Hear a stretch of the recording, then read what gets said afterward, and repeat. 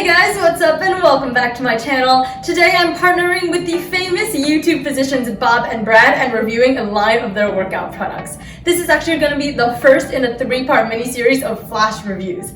First up, we've got Bob and Brad's resistance band set. Let's go! Alright, so here's the rundown. This kit comes in a compact package with all the resistance bands fitting into a convenient carrying bag.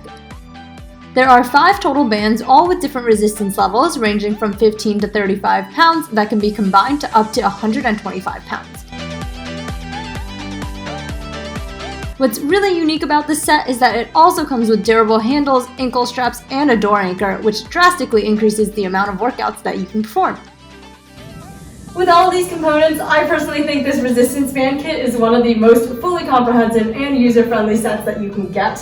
This workout guide is very easy to follow and breaks down a ton of exercises into 7 different muscle groups. Now I'll just demonstrate a few of my favorite exercises. First up, you can use just the band and handles to have a great full body workout. I'm doing a squat to press here to work my legs and upper body.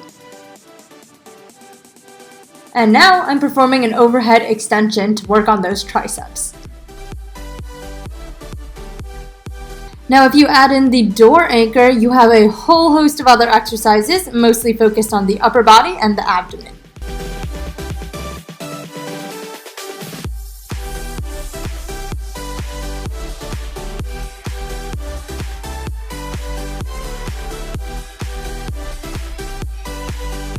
And finally, for my favorite part of this kit, if you add in those ankle straps, you can do a lot more abs and lower body workouts.